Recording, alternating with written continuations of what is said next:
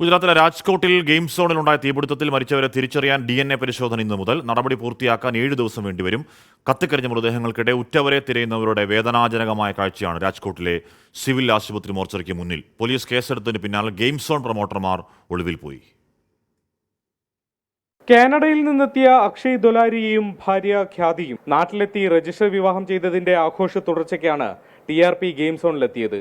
ഒപ്പമുള്ള നല്ല ജീവിതവും ഡിസംബറിലെ വലിയ വിവാഹ ചടങ്ങുമെല്ലാം സ്വപ്നം കണ്ട നവദമ്പതികളുമുണ്ട് മരണപ്പെട്ടവരുടെ നീണ്ട പട്ടികയിൽ. സിവിൽ ആശുപത്രി പരിസരത്ത് ദുരന്ത ദിവസം കാണാതായവരുടെ ബന്ധുക്കളെ കാണാം. തീയിൽ വെന്തുമരിച്ചോ ജീവനോടെയുണ്ടോ എന്നറിയാനായി പരവേശത്തോടെ അവർ ആശുപത്രി പരിസരത്ത് നെഞ്ചുരുകി നിൽക്കുന്നു.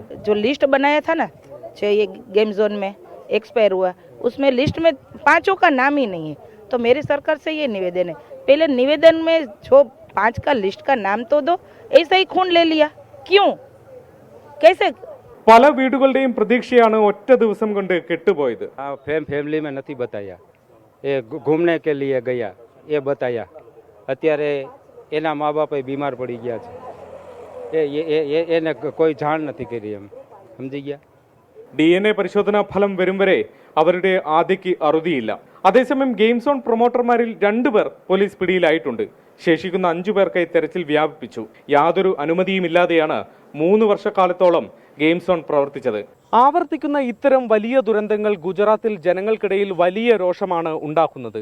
അവർ ഉയർത്തുന്ന ചോദ്യങ്ങൾക്ക് കൃത്യമായ മറുപടി നൽകാൻ അധികാരികൾക്ക് കഴിയുന്നുമില്ല.